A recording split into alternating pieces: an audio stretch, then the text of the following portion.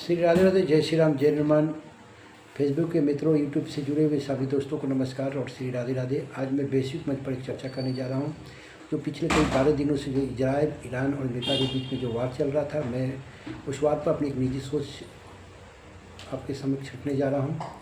तो वीडियो को स्किप करके ना देखते हुए चैनल को लाइक करें और सब्सक्राइब करें, और अभी तक अगर बेल आइकन को नहीं दबाएं तो दबा दें, क्योंकि ये जो सृष्टि के काउंसलिंग चैनल है, इसके अंदर मैं बच्चों के रिलेटेड वीडियो में लाता ही लाता हूँ, और कभी कभी कुछ मुद्दों पर भी चर्चा करता हूँ। और साथ में आने वाले समय में भूतपूर्व सैनिकों के लिए एक अलग से प्रोग्राम भी लेकर आऊँगा, सृष्टि वेलफेयर सेंटर नाम से। यहाँ पर आप कुछ जॉब से रिलेटेड भूतपूर्व सैनिक, भारतीय सेना से रिटायर, आर्मी, एयरफोर्स, नेवी को के लिए जानकारी दी जाएगी।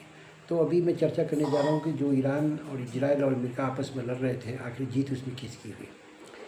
24 जून की सुबह अमेरिकी के बड़बोले राष्ट्रपति ट्रंप ने अपने सोशल मीडिया अकाउंट पर लिखा कि इजराइल और ईरान के बीच में सीज फायर हो गया है। ट्रंप ने दोनों देश, इजराइल को और ईरान को, दोनों देश को एक तरह से मजाक उड़ाते लिखा था कि दोनों देश एक साथ मेरे पास आए और कहे कि हम शांति चाहते हैं। तो उन्होंने कहा कि इससे अच्छा बात क्या होगा इससे अच्छी बात क्या होगा मिडिल ईस्ट के लिए। बहुत अच्छी बात है। और हमने उनको दोनों देशों को, इजराइल ईरान को सीज फायर करा दिया। फिर बड़बोले राष्ट्रपति जो ट्रंप है, कभी बोलते हैं कि मैंने भारत और पाकिस्तान के बीच सीज फायर कराया, अब बोलते हैं कि इजराइल और ईरान के बीच में सीज फायर कराया। अमेरिका में पहली वाली दम नहीं रह गई। अमेरिका पहले जैसी कंट्री भी नहीं है। ये मेरी देखी छोटी सी ईरान में उसके नाक के ऐसा चले बोलते हैं ना, चना दबा दिया कि उसको पता चल गया कि ईरान को हल्के में लेना बहुत ही गलती किया हमने। तो फिर कुछ दिन के बाद उन्होंने बोला कि मैंने तो समझौता करा दिया और सीज फायर करा दिया। और सरकार को बहुत बहुत धन्यवाद, ईरान सरकार को बहुत धन्यवाद जो उसने कतर के हमारे आर्मी पर।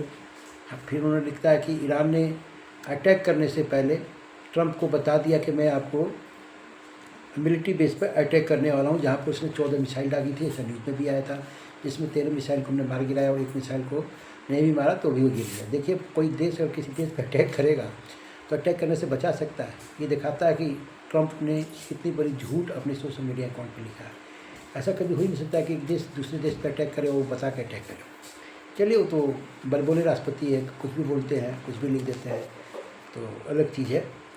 लेकिन क्या इस वार में इजराइल, ईरान, अमेरिका कौन एक दूसरे पे भारी पड़ा? इस शर्म को छुपा नहीं है। लेकिन मेरी तो समझ ये ऐसी है कि ईरान को हल्के में अमेरिका ने लिया, जिसका परिणाम उसको सामने नजर आया।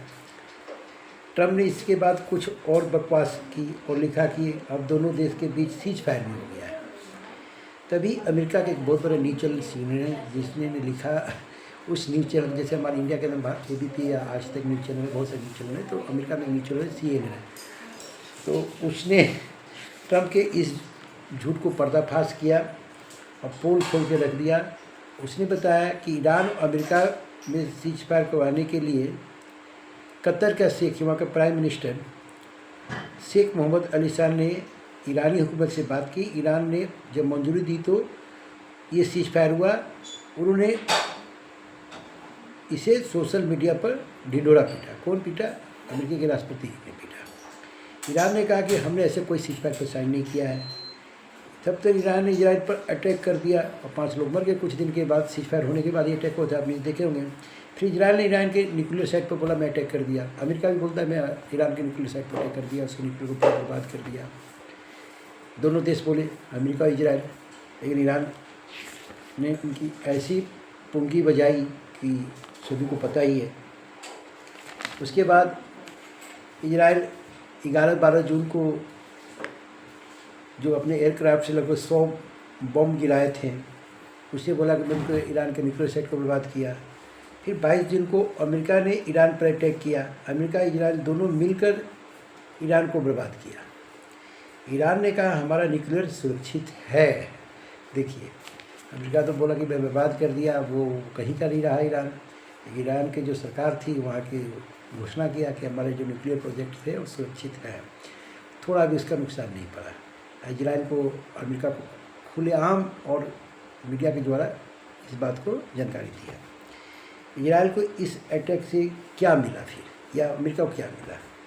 ईरान प्रहार किया, 35-40 400 बैलिस्टिक मिसाइल से, आपको पता ही भी नहीं चला। हर हमले के बाद पॉलिटिकल और पब्लिक परेशान बढ़ जाते हैं। ईरान को ज़्यादा नुकसान हो रहा था। जिस तरह से ईरान ने अटैक किया, यानी पलटवार, तो दोनों देश समझ गए और कुछ दिन चलेगा तो हम नुकसान दोनों को हो जाएगा।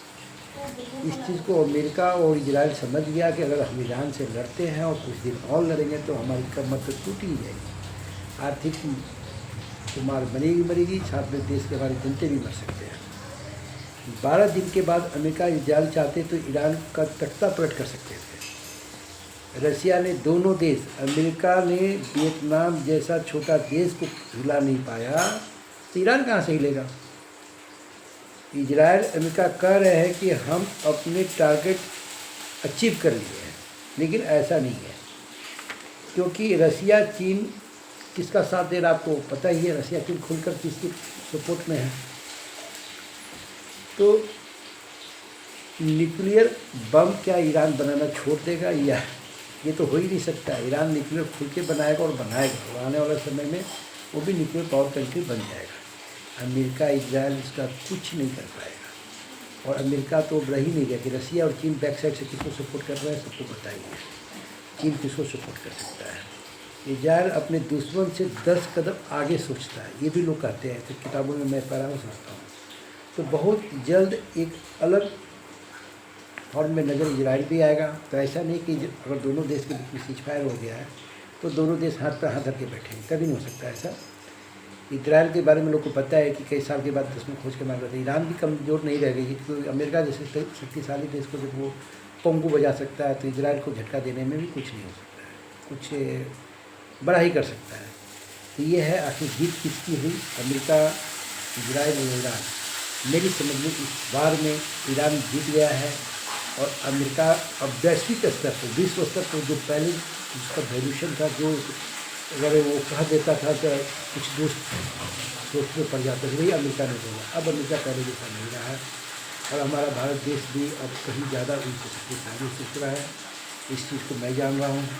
तो लड़ाई किसी समस्या का समाधान नहीं है। अगर सीज फायर हुआ है तो बहुत ही अच्छा हुआ है कि लड़ाई से आर्थिक भी नुकसान होता है, देश का साथ लोगों का नुकसान होता है।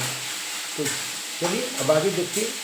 लेकिन इस लड़ाई में तो ईरान जीत गया है, और आने वाला समय में शायद फिर ईरान और इजराइल में युद्ध होगा, और अमेरिका अब गलती नहीं करेगा कि इस बार में पीछे से इजराइल को साथ देगा।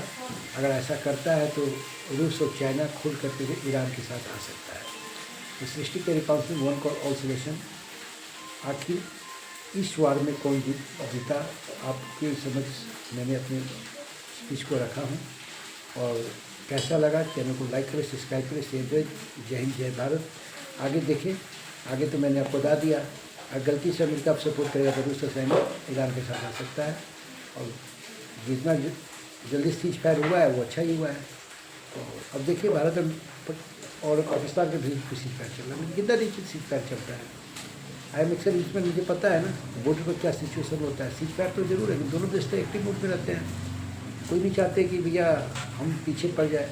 अब उस बड़े बोले राष्ट्रपति बोलता है कि ईरान ने मुझे पहले ही बता दिया। देखिए उससे ज़्यादा कोई बड़बोले हो सकता है, लेकिन भाई अमेरिका है, ट्रंप पे कुछ भी लिख सकता है, कुछ भी बोल सकता है, तो कोई बाजार में इसकी वैल्यू नहीं रहेगी।